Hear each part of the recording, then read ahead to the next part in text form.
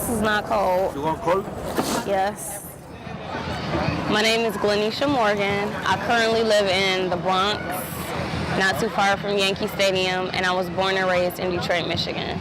I'm not sure if everybody specifically flocks to New York as the answer. I feel like we all have came here for different reasons. I know one, of course, is, to get out of Detroit and to try to make it elsewhere. I always wanted to move here. I was scared at first.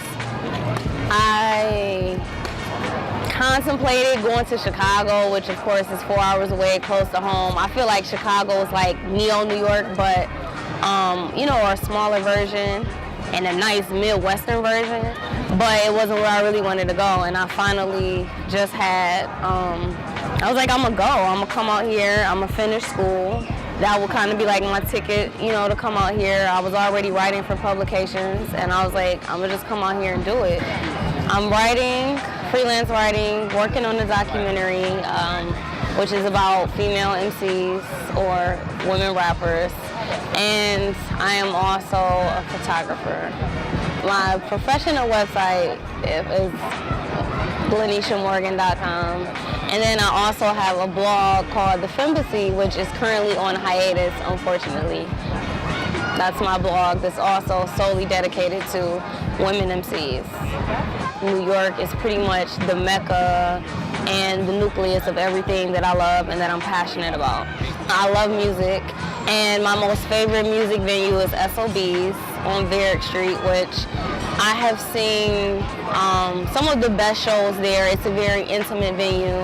In Bryant Park, I love to go there and write and to work. It's kind of like, in the heart of the city. You're not too far from Times Square, but you're near it, but you're away from it enough to still be able to appreciate the city. I also am a huge fan of Roosevelt Island. It's one of the places that I kind of go to escape the city and, just sit by the water and to try to, take in a little bit of quiet time and get away from the craziness of New York, because it's hard to do that.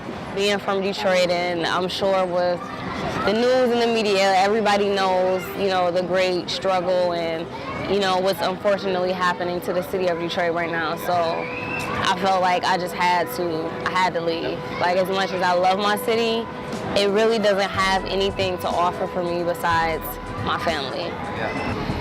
Don't get me wrong, I'll be honest, I have a love-hate relationship with Detroit, but I more so miss the people. I miss the, people who are down to earth, people who aren't rude. I miss being able to slow down and breathe a little bit, not having to walk so fast, not having to rush for, a train. Downtown too, downtown is always just cool. I definitely miss Coney Island.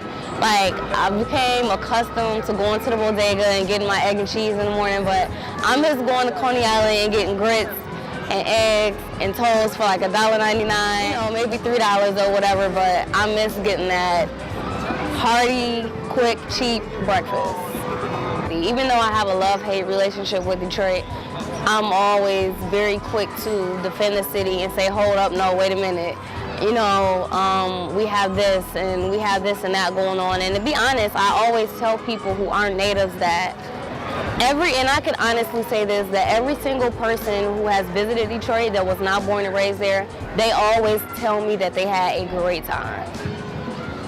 I feel like, if you truly are passionate about, for number one, if you know Detroiters, or you really, the city of Detroit and you really love it and you truly do, deep down inside, have a passion for the city, cool, I welcome you, but don't come to Detroit just because it's cool or to say, yo, I lived in Detroit, you know what I mean, and whatever. I just feel like if you haven't lived there and you don't know what it's like, you really can't just jump on the bandwagon and say, oh, I heard it's this, I heard it's that.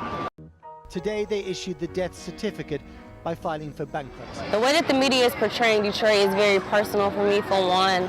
I guess I would say I'm going to naturally be biased because I was born and raised in Detroit, in the city. The majority of the people who report on the city of Detroit and who come and they just take advantage of, the unfortunate situation, they were most likely not born and raised in Detroit, and they most likely don't live in the city. Most of what you hear is coming from people that honestly don't have any idea. They go buy a cheap house, set up shop, do whatever they come to do. And they just they're a part of sucking the city dry. Now the popular thing is to do this ruin arts where people, I can't count how many photographers and other documentary filmmakers have flocked to the city of Detroit to go shoot abandoned houses, abandoned buildings, and and just calling it art. It's a slap in the face. It's very insulting, especially also knowing that, yes, the city of Detroit is not in the greatest place. It's actually in probably some of the most worst shape that it's ever been in.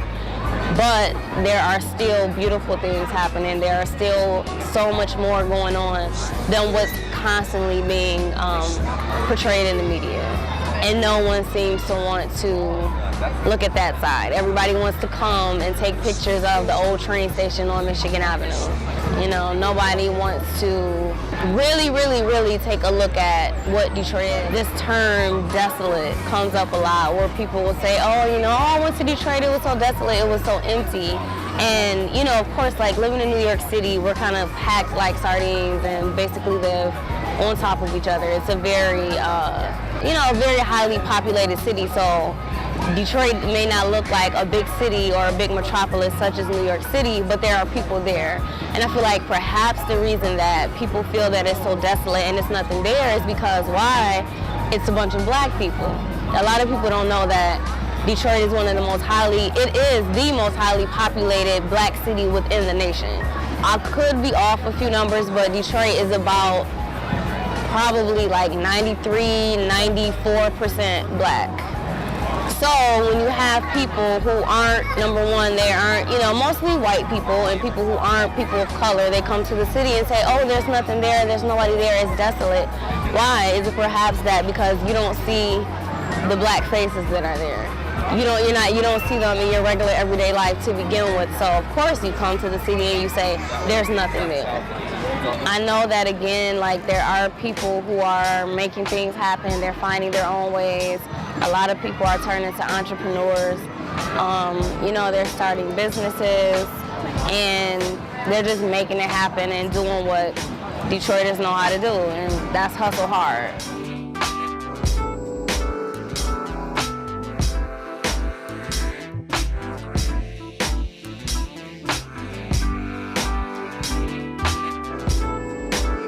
I don't know why Detroiters are here. I guess everybody came for their own reasons.